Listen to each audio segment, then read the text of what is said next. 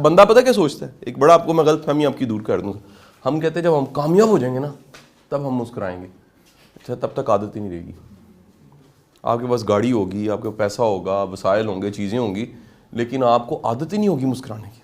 ठीक है, तो ये आपको आज से ये ज़हन में रखना है। एक एवरेज जो फेस पे है ना, वो लाइट सी स्माइल, आपके वो तमाम के तमाम इमोशन, तमाम की तमाम थॉट्स, तमाम के तमाम जो बातें अंदर हैं, उसके एक्सप्रेशन का नाम कम्युनिकेशन है ना। मेरी बात समझे कि नहीं समझे? आपके अंदर जो भी चल रहा है उसका इब्लाग जो है, उसका यहाँ से किसी जगह पहुँचाना, वो क्या है जी? कम्युनिकेशन। अच्छा, आप याद रखिएगा, स्माइल का सबसे गहरा ताल्लुक आपकी आंखों के साथ होता है। सबसे पहले इंसान के पूरे चेहरे में वो आइज़ जो हैं वो स्माइल लेती हैं, आइज़ में आता है। ठीक है, आइज़ में। अच्छा, गुस्सा है ना, कई लोग क्या होता है, आंखों से गुस्सा कुरियर डाले होते हैं। सबसे पहले आंख बोल। ये जो इन्वेस्टिगेटिव होते हैं ना लोग, पुलिस, वो गाड़ियाँ रोक रहे होते हैं ना, ये सबसे पहले देखते हैं जो गाड़ी में बंदा है उसके हरकत व सकनात और उसकी गाड़ी का हुलिया और उसका हुलिया कितना मशकूक है। यानी आपकी नॉन वर्बल से रीड कर लेते हैं। नॉन वर्बल में क्रिमिनल होता है, याद रखिएगा। बंदा जितना मर्जी एक फ्रॉडी है ना, वो अपने नॉन वर्बल से पता लगेगा। ठीक है जी। एक तो आप सबसे मेरी दरख्वास्त आज ये है कि आपने आज से मुस्कुराना सीखना है।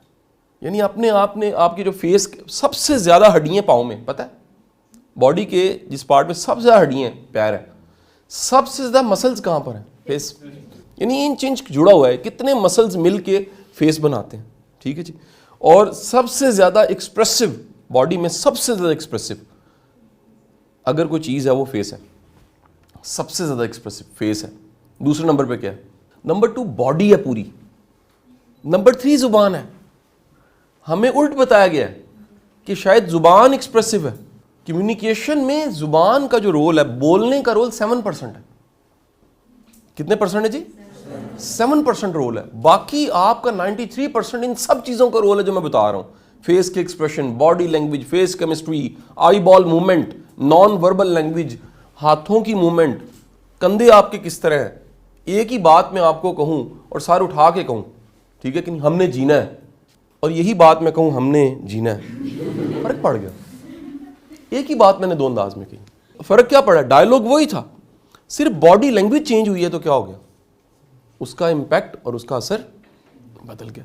मेरी आप सबसे दरख्वास्त है कि आप आज से आप सबसे अहम चीज़ जो हम आप में देखना चाहते हैं वो कॉन्फिडेंस है, इत्मीनान है। और कॉन्फिडेंस की सबसे बड़ी अलामत मुस्कुराहट है। You have a smile. और स्माइल से सलाम करना, स्माइल से हेलो करना, ये सीखो बेटा, ये बड़ा आर्ट है। दूसरी बात, हमारा कम्युनिकेशन से वास्ता कितना पुराना होता है। हमारा कम्युनिकेशन के साथ वास्ता पहले सांस से शुरू हो जाता है। पैदा होते ही आऊं की आवाज़ आती है और उसके बाद एक कम्युनिकेशन आखिरी सांस तक किसी न किसी शक्ल में। मरते हुए पानी भी मांगना होता तो किसी न किसी तरह आंखों से कम्युनिकेशन बेशक हो रही होती है, बंदा इतना कमज़ोर हो चुका होता है, लेकिन कम्युनिकेशन के साथ वास्ता सारी ज़िंदगी रहता है। इस कम्युनिकेशन को पॉलिश करना ये एक काम है जी। एक बात याद रखिए कि कम्युनिकेशन टैलेंट नहीं है, कम्युनिकेशन एक स्किल है। क्या बोला मैंने? ये दोनों में फ़र्क पता होना चाहिए। टैलेंट पैदाइशी होता है। अच्छा, पैदाइशी ऐसा हो सकता है कि आपको शौक़ हो, या आपको रोल मॉडल्स ऐसे मिले, या आपको ऐसे उस्ताद, मुर्शद, ऐसे आइकॉन मिल जाएं जिनको देख के आपका दिल करे यार मैंने ऐसा बनना है। ऐसा मुमकिन है, या कुदरत ने आपको इतनी एनर्जी दी हो कि आप उस एनर्जी को यूटिलाइज करो, इस्तेमाल करो कम्युनिकेशन में।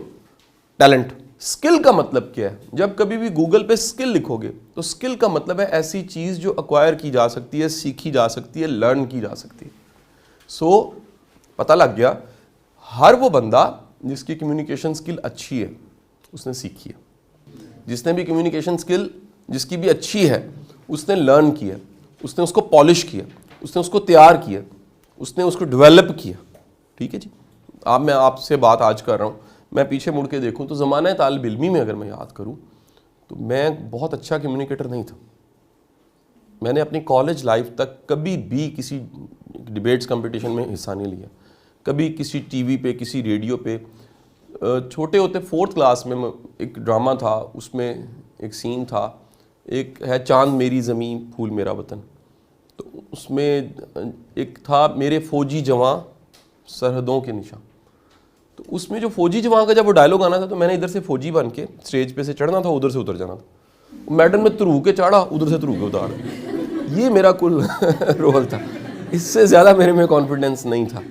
ठीक है जी, बिल्कुल कॉन्फिडेंस नहीं था।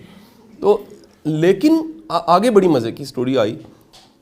मैंने जब पढ़ाना शुरू किया तो एक बच्चे से पढ़ाना शुरू किया। मैं आपको सच बता रहा हूँ, एक बच्चे को पढ़ाने का भी कॉन्फिडेंस नहीं था। ये खौफ बामुकाबला इनिशिएटिव में ताकतवर इनिशिएटिव होना चाहिए।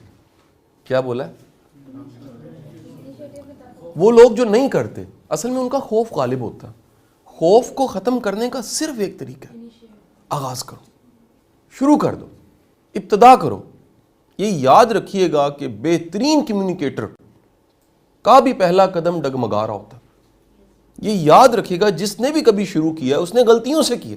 दुनिया का बेहतरीन राइटर का पहला अफसाना बेहतरीन नहीं होता। दुनिया की बेहतरीन जो डिबेटर्स हैं, मोटिवेशनल स्पीकर्स हैं, उनकी पहली डिबेट, पहली स्पीच बड़ी कोई शानदार नहीं होती। पॉलिश करते हैं, वक्त के साथ साथ उसे तैयार करते हैं। और कम्युनिकेशन स्किल का मतलब है तकरीर ही नहीं है, अपनी बात को कह पाना, अपनी बात को समझा पाना। मुझे याद है कि अब कहाँ वो वक्त। और एक दफ़ा मैं जुडिशरी की क्लास पढ़ा के निकला, सर्विंग जुडिशरी मेरे से पढ़ी हुई है। तो एक जज साहब मेरे पास आए, उन्होंने कहा शाह साहब काश आप वकील होते। मैंने कहा जी क्यों? उसने कहा जी आपके पास बड़े क्लाइंट होने थे। मैंने कहा कैसे? उसने कहा आपको दलील देनी आती है, आपको कन्विंस करना आता है, आप बात के हक़ में दलाइल जो देने हैं वो आपको बिल्ड करने आते हैं। तो आज आपकी क्लास में इतना मज़ा आया हमें कि वो 1.25 घंटे की क्लास का पता नहीं लगा। इस तरह की बड़ी बार फीडबैक मुझे मिली। अब ये क्या है? ये वो पॉलिश करना है जहाँ पहले बच्चे से शुरू किया और फिर यहाँ तक पहुँचे।